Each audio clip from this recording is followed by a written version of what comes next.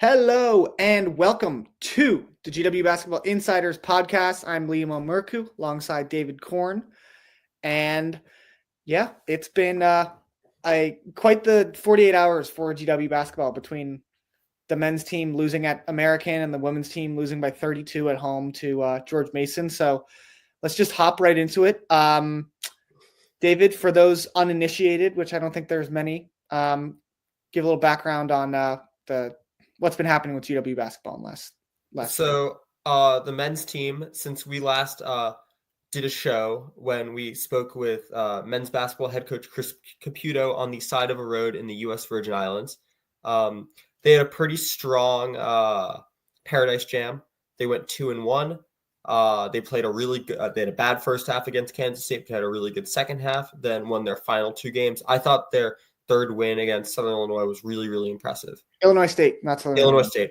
There are too many of the Illinois. My mistake. Illinois against Illinois State, really, really impressive. I loved what I saw. I loved the sort of emergence of Trey Autry. They sort of kept that momentum against VMI. Was really blowing them out. The final score makes it seem a little closer than it was, but GW sort of took their foot off the gas at the end.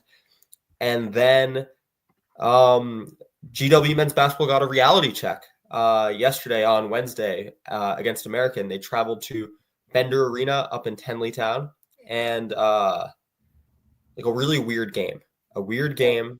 American made a lot of threes. All of American's points came from threes, 3-point field goals up until well past the under 4 timeout in the first half. I think it was like a minute left in the first half when they scored. Well, they made a free throw.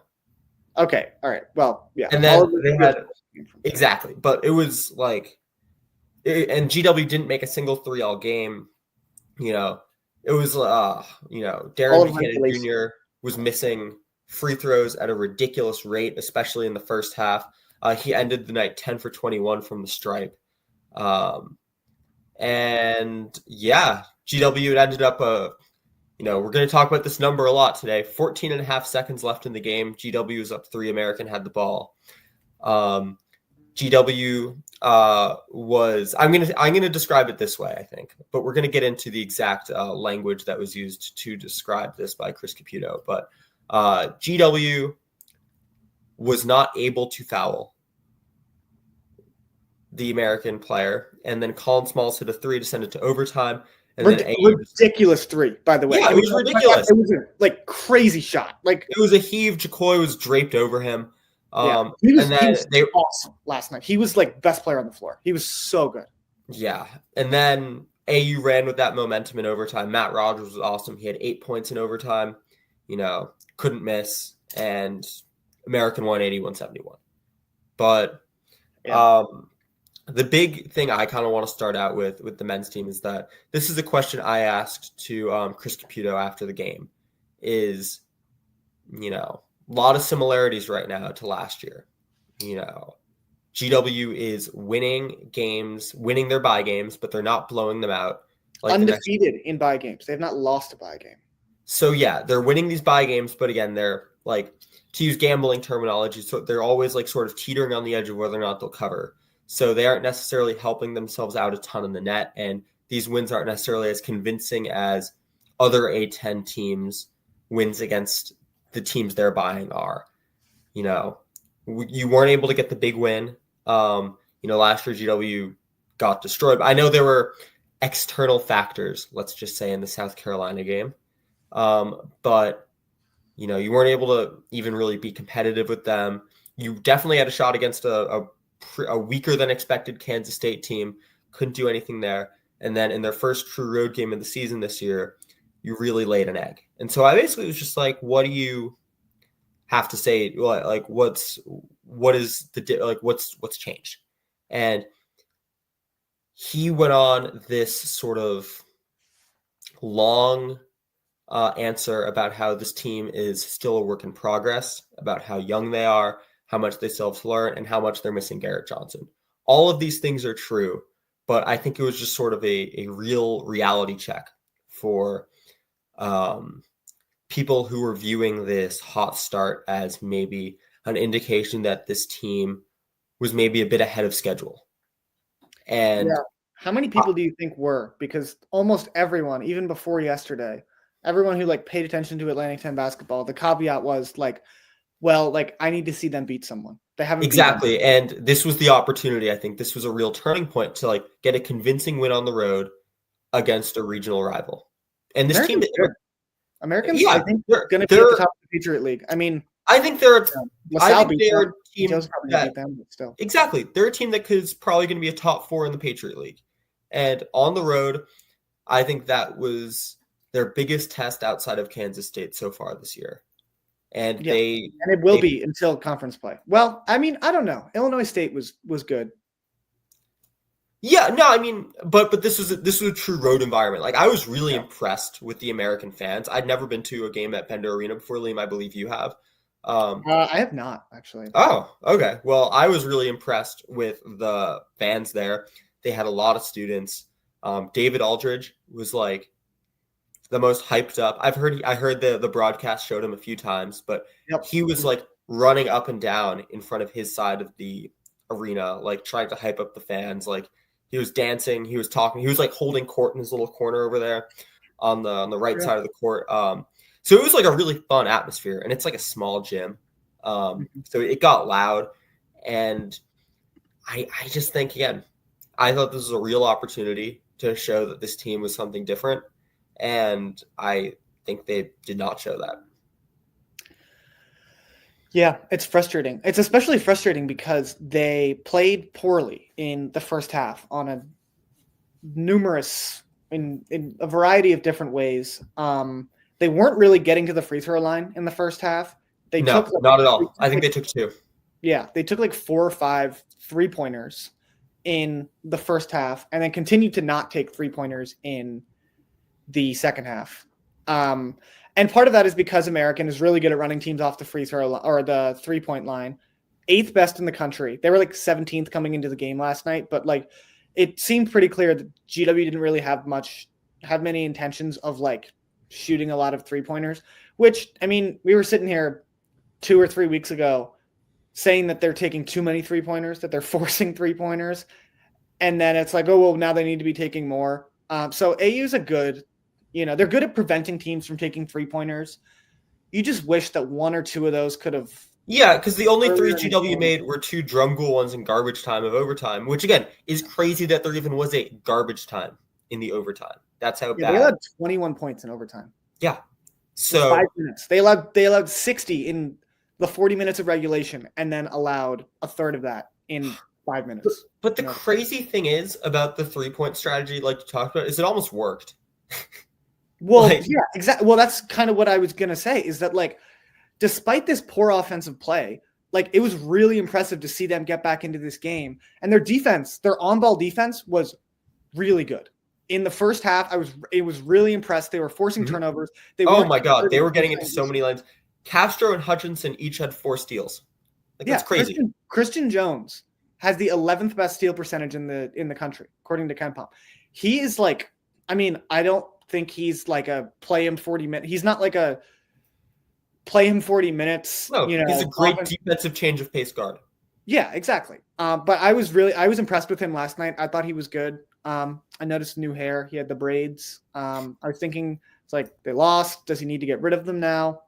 We can, debate that at a later point. But yeah, the transition offense in the first half was not good enough. No, they kept missing these easy lands. Castro missed a dunk.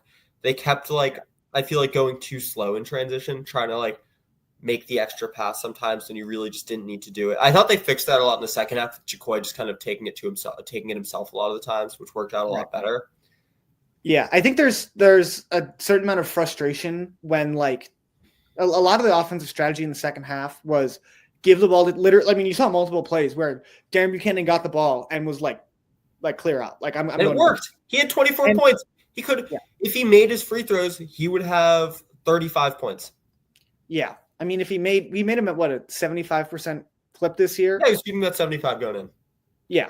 I don't really think I hope I'm proven wrong. I don't think he's a 75% free throw shooter. He wasn't last year. But again, I know that's something he focused on this year, or this offseason. And I know that's something that I hope this doesn't spiral after that game.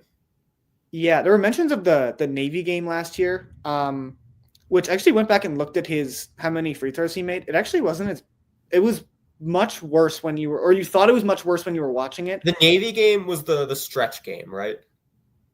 Where he had I 11 think blocks. so. Yes, it was. Yeah, it's the game that went to overtime. Yeah. And he was 6 for 14 from the free throw line. So I mean, I don't know. We don't need to sit here and like parse Darren Buchanan's like free throw like that's obviously this is something he knows and like he's gonna try and and I think that's and a lot of it is point at where it's like he missed 11 free throws and GW lost in OT after a last second three. It's like, well, yeah, of course if he made those, but also if GW made one more 3-pointer, if they maybe drew up another player for Trey Autry, who was shooting at a ridiculous pace heading into the game. Yeah. I mean, if Patrick finished that dunk, if like, it's like you get to this point and you don't, it's not, I don't think it's fair to anyone to play the what if game with that. But I do think it is something that has to be mentioned, the free throws. But yeah, again, yesterday was just like a weird game. And American has GW's number. American seriously has GW's number. Yeah. And the question I have for you, Liam, is do you think that this team has the ability to sort of build off of this and sort of regroup and, because that's as bad of a loss as you can have, to be down by so much, then to come all the way back and then lose that way, that's a real vibe killer. So I am asking you, do you think this team has what it takes to turn things around and, and get right before conference play? Yeah, absolutely. I mean, the teams on their schedule are all teams that they can beat, all teams that they're favored to beat. Their next game is at Old Dominion, which is not like Old Dominion is not good. Old Dominion lost to Duquesne, who like by all accounts is the worst team in the A10 this year. They have 2 D1 wins so far this year, and they're over William and Mary and Maryland Eastern Shore. So like, they should be able to beat Old Dominion. That goes into GW has lost now 21 straight non-conference road games. So, yeah, well, nothing to break that stretch other than going on the road to play the 328th best team according to KenPom. And that kind of gets into another thing. This American is a home and home, so there'll be a game at GW next year. Old Dominion is a home and home, so there'll be a game at GW next year. Mm-hmm. I'm pretty sure that Army is also a home and home. Yep. Jimmy Patso said something on the broadcast. So I think. Yeah, I can confirm that. Yeah. You can confirm that? Okay. So GW will be going to West Point next year. So, I mean, that's sort of – there's a lot of people that want to talk about the schedule. Oh, the schedule's too weak. Oh, this and that about the schedule. And a certain amount of it is like you kind of got to schedule the games that you can. So, you do a home and home with American, Old Dominion, and Army. Those are the best home and homes you can get. If no one else is going to schedule, if you can't get even a James Madison, then like that's kind of what you have to do. Can't just play all. George Mason got James Madison, so there's no reason why GW couldn't. That's why I mentioned that because I'm with you. Can we get a little more into the whole fouling down 3 discussion? Yeah, so that was the first thing I asked Chris Caputo after the game, and he was very clear that. He didn't think that he thought there was too much time to foul, and he made it very clear that that is the general consensus. And I agree, but I also think there's a difference between fouling immediately. Yeah. Yes. You can let the play go down 5 seconds, 6 seconds, 7 seconds, and then foul. Yeah. So it was clear when you asked that question that his brain kind of immediately went to fouling immediately. And that's not necessarily the case or what we're talking about, although he did sort of expand on it a little bit. Yes, and he made very clear that it's like, Jacoy should have fouled after the ball went back. Like, it was poked away. What he said is that, which I talked with a member of the staff who echoed the same thing. The instruction was to, if an American player is facing away from the basket with under 8 seconds left, then you should foul. And that was the case. Colin Smalls, because worst case they hook a shot up and then they get 3 free throws. Well, yeah, but like there was time. for Jacoy to foul Colin Smalls. Yes, and but like again, these I think referees know that that's what they're going to try and do is throw a shot up.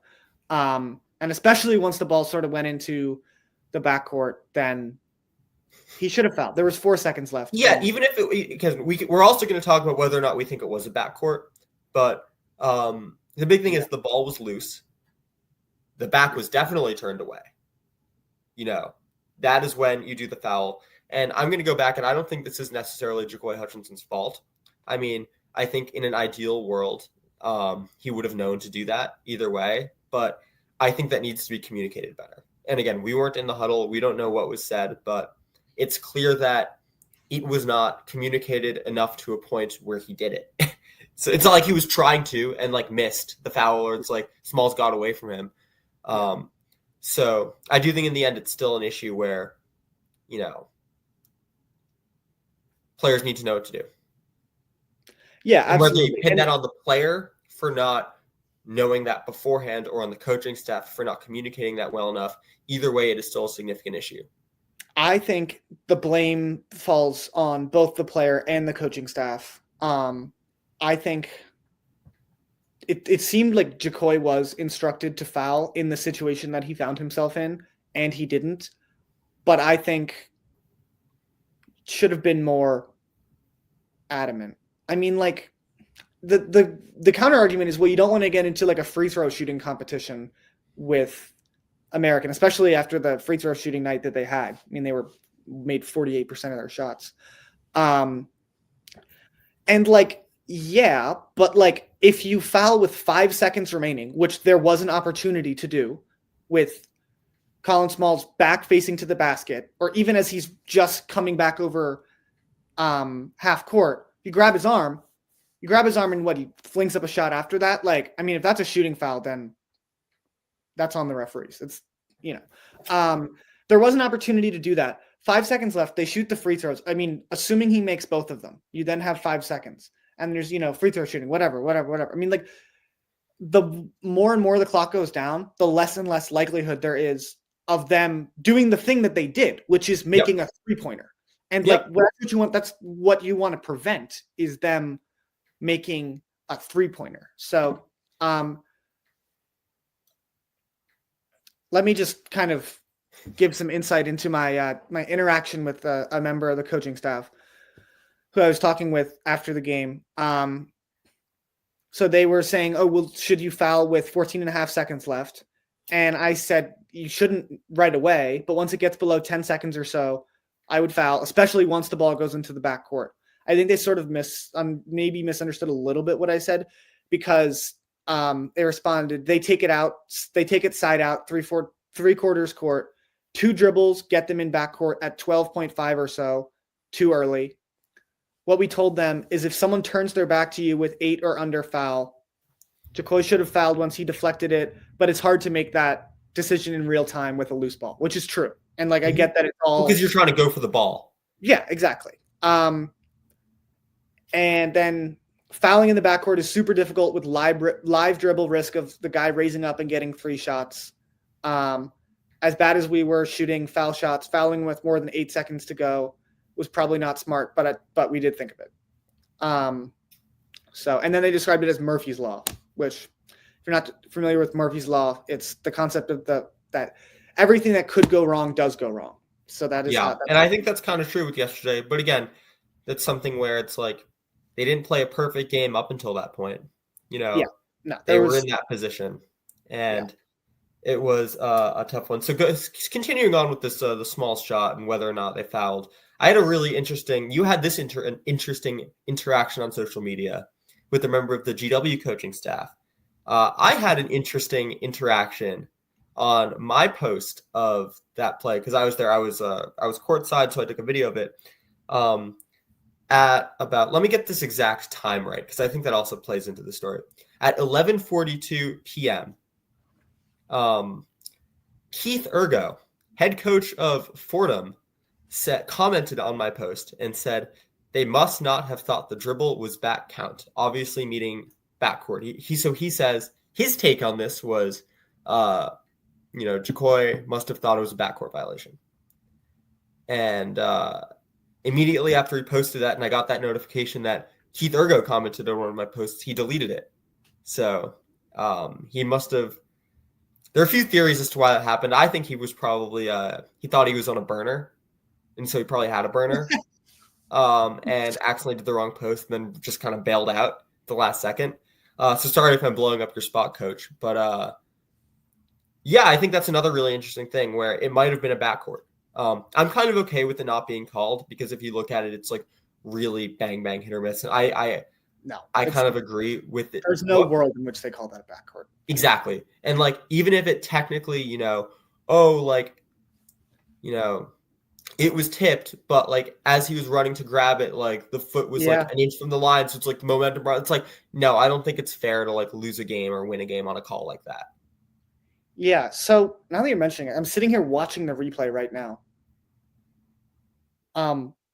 Yeah, so it's tipped, and then he dribbles across the backcourt. Exactly, and it's like it's so really like close technically to where that he sort of. I think is a backcourt, but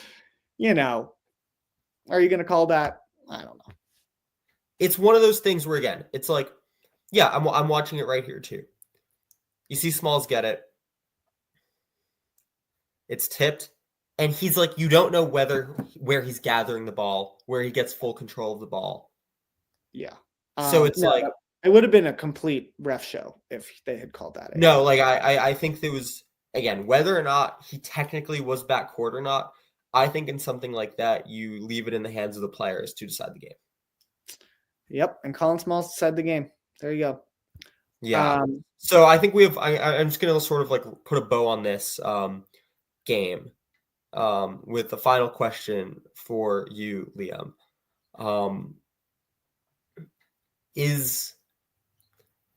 What changes do you think need to be made based on what you saw, or do you think that was just a one-off and that they're fine? I mean, I don't necessarily think it's a one-off, but I also don't know exactly what changes need to be made. Mm-hmm. I don't know, which I feel like kind of a loser for saying that, being like, all this criticism. I don't know what the response is. I think Rafael Castro he scored in double figures for the first 6 games at GW. Yeah, I mean, this was his clear worst performance of the season. Yeah, you saw little bits of what we all kind of heard about him coming from Providence is that he like a little tentative. His hands weren't so good. Missing some easy layups. I don't think he was credited for a single turnover. Yeah, no turnovers for Castro. But yeah, I would like a little improvement from him. I did sort of think his early season performances were largely because he was playing against weaker opponents. But like, I mean, I don't think Matt Rogers and Greg Jones is exactly the most intimidating front court. Yeah. Ever.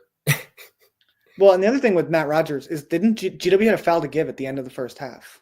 And they let Rogers shoot, right? Yeah, I mean, I'm not going to worry about that. Yeah, that's another one of those nitpicking things, but like, yeah, in a perfect world, but in a perfect world, you also don't expect this guy to like go ISO, drive, and hit a fadeaway jumper. So it's like whatever. Yeah. I don't know. The ball movement has been really good this year, and we haven't had that many games where we've come out of it thinking that there's too much like isolation and like it's just give the ball to Darren Buchanan or Jacoy Hutchinson and go to the basket. That was like this was the first game this year where I really thought that and was like, oh, like this ball movement that we saw all year and like them creating genuinely good looks is just not there as much anymore. Part of that's because of Americans' defense, running people off the 3-point line. But, you got to continue to create 3-point looks. You're not going to be able to win a game if you don't make a 3-pointer. Like, and I know that this is obviously an extreme. Like, it's not like they're going to make a 3-pointer in their next game. But like, and they made 2. Drumgoole had 2 in garbage time. Yeah, but that I don't like. Yeah.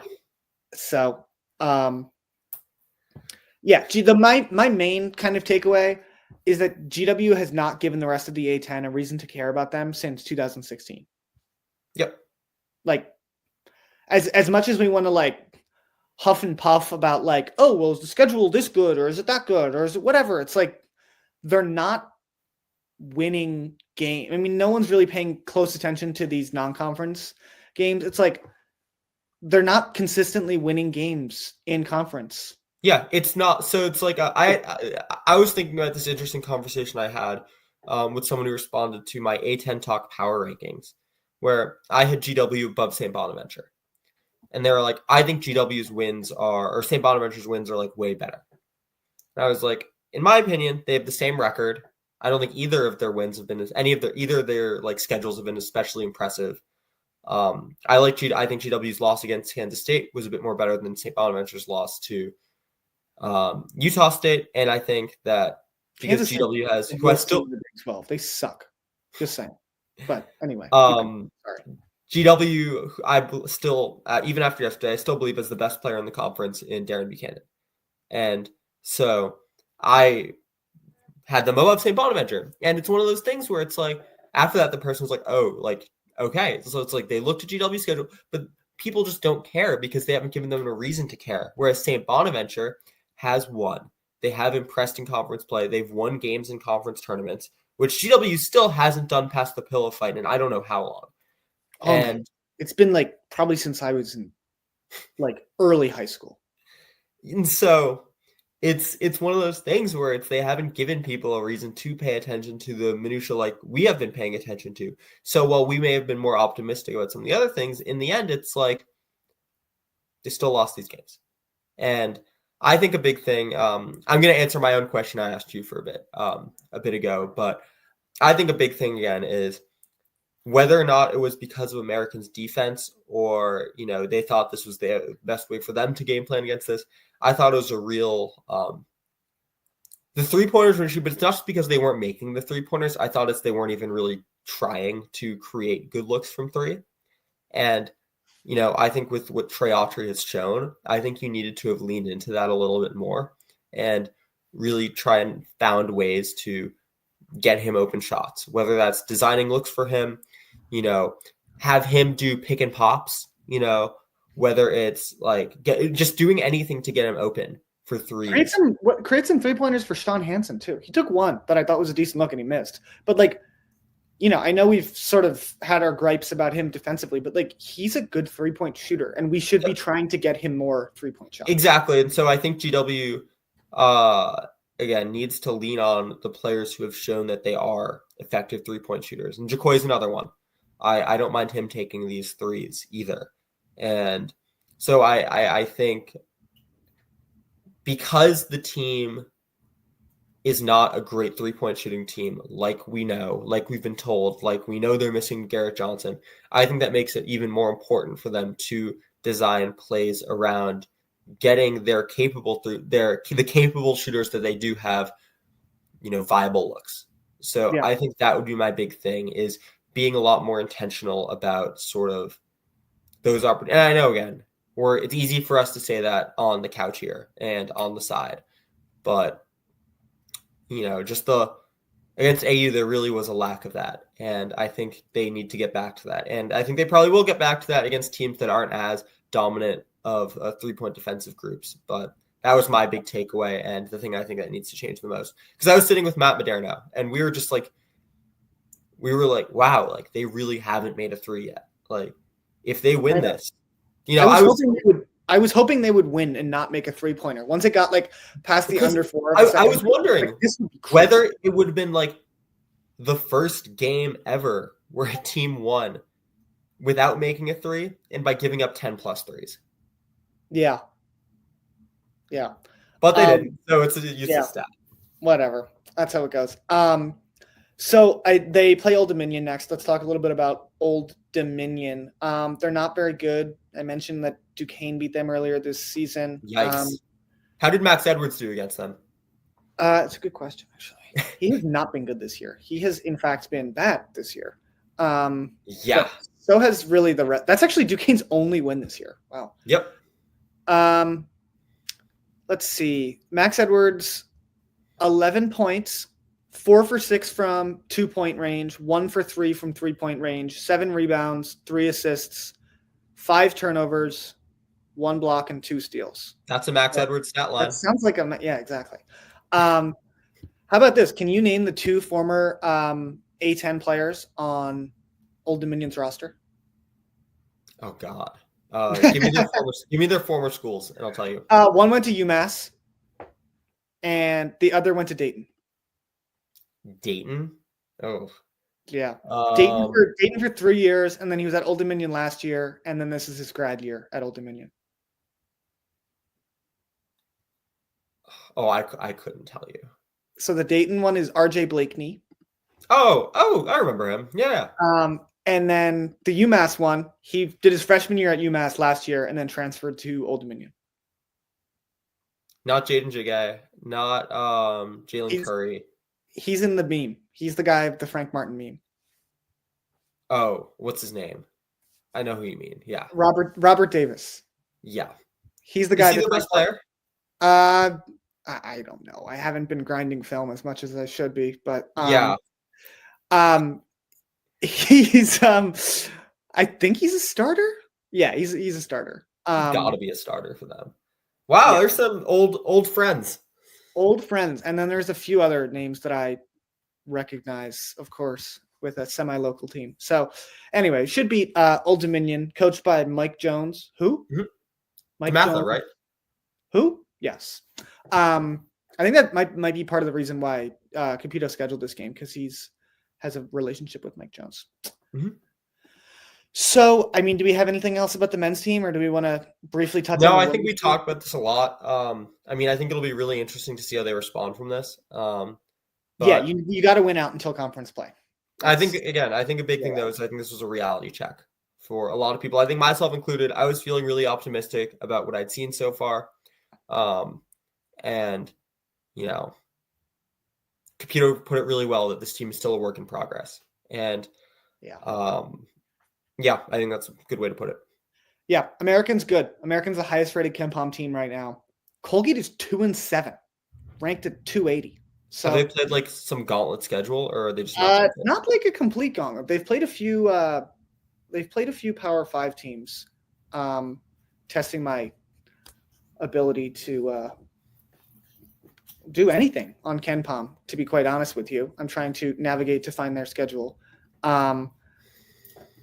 They have played. So their wins are over SUNY Canton in their opening game, and then UNC Wilmington. They've lost. SUNY Canton is not D1. Correct. They beat them by 30 points. They lost to Drexel, Syracuse, NC State. It was only a 2-point loss to Syracuse, though. And then they lost to Harvard. They lost to Appalachian State, Sam Houston State. You beat Harvard. There you go. With Obama in attendance. Yeah, you said he might have shown up last night? I mean, he didn't show up, so it doesn't matter. He might show up to GW game too, so...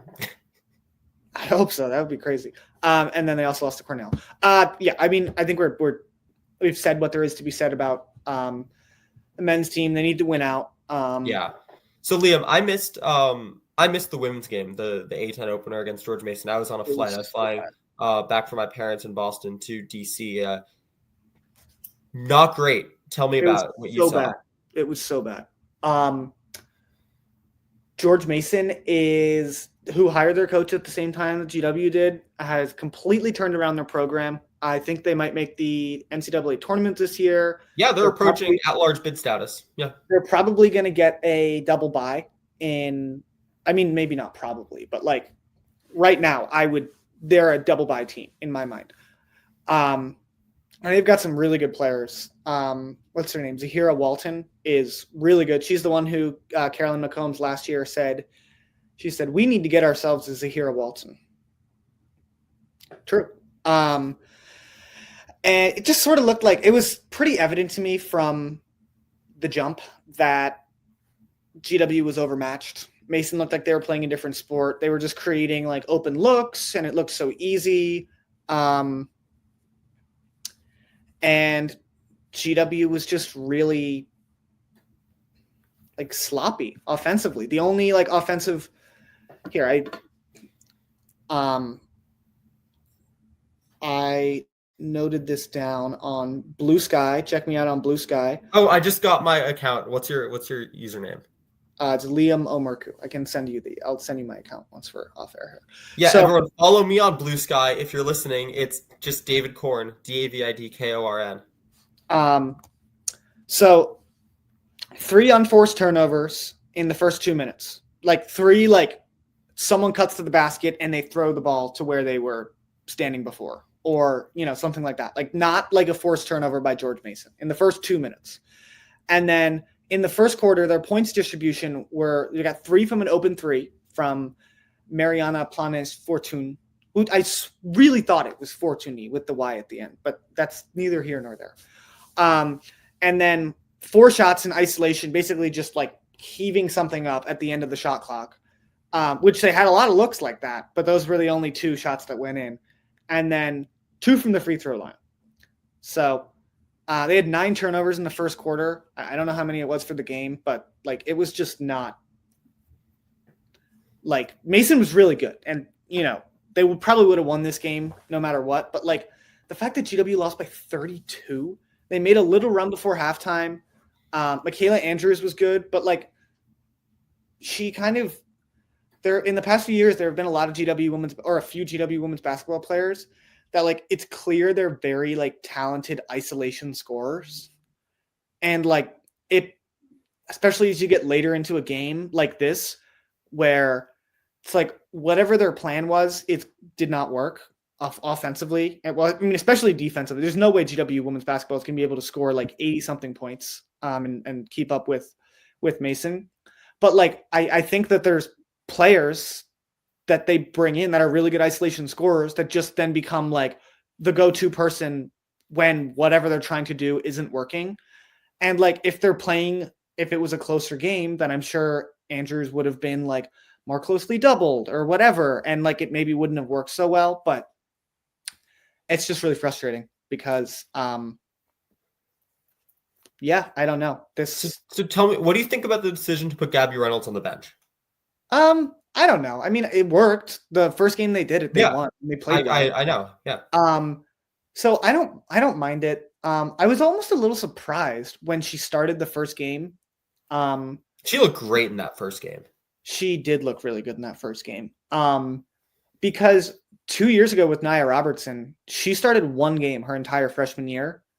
And I remember there was a whole thing where it's like, should she win 6th Woman of the Year or should she win Rookie of the Year? And some of us were like, she should win both. And she maybe should have won both, but whatever. That's not the point. So I don't really think her coming off the bench makes much of a difference, really. I do still think she's a really talented player. And there's always going to be kind of growing pains when you're adjusting to college and stuff like that. So, I mean, that's part of the I guess the downside of like playing really well in your first few college games is now you're on the scouting report. Now, like the other teams know that like you are, one of the better players on that team, but it's just a little frustrating. And I'm not really sure what else there is to say about the women's team at this point. I do think that the whole playing a conference game in like early December is weird, and I don't like it. So that's just my take. I mean, that has nothing to do. I agree. I think it starts too early. I think. I mean, their conference tournament starts earlier too. So. I guess so, but like, I mean, it's not a specific thing to A10 women's basketball. Like, there's a lot of these power conference for men's, and I bet for women's too, are like playing games. Like the Big Ten is playing games these last few days. Yeah. So I just think it's weird. The women's next game is next Tuesday against Coppin State. And then they also go to American. Monday the 16th. So we'll get our Bender revenge. Yeah. Liam, to wrap up this show, can I share a story I heard about Jimmy Patsos? Please do. I maintain that we should try and get him on this podcast. So let's keep it within something that if he listens to, he would be okay coming on. Yeah. No, this is just so I have a pal who works at Monumental, and he produces some of Jimmy Patsos's Wizards work. A few weeks ago, after Patsos did his pregame stuff, he decided to go get some Thai food at a Thai place outside of Capital One Arena. He comes back, and he was fully mic'd up when he left. Comes back, lost his mic. So long story short, basically, a member of the Monumental production staff had to go to the Thai restaurant to track down Jimmy Patsos's mic that he had like on his shirt that he lost at the restaurant, and his Patsos lost it, so got it back. Monumental had all their mics. Patsos was able to get mic'd up for the next segment. All was good, but that just cracked me up hearing that story. That is really funny. I mean, that has been so obviously I'm not in DC. I mean, like these past few years, I had basically been at every GW basketball game. And it entertaining for sure to listen to Jimmy Patsos commentate a basketball game, because like, especially once it becomes a blowout, like, oh yeah, the stories he just goes into these like incredible stories, just like talking about his time wherever. And I'm just like, this is crazy. And like, he's like, oh yeah, one of the assistant coaches on the other team is like the nephew of this guy who I had him at my basketball camp one time in the early 2000s, and he was a great player. Now he's playing in, Turkey. And you're like, this is what I come for. This is brilliant. This is amazing. So anyway, yeah, I think that just about sums it up. I think we've. Yep. If you're still listening, we appreciate it. We appreciate you hearing our ramblings after a tough loss. As always, appreciate Matt Maderno and the Department of Hoops for putting this on. And whenever there's big news in the world of GW basketball, you guys know where to turn. Absolutely.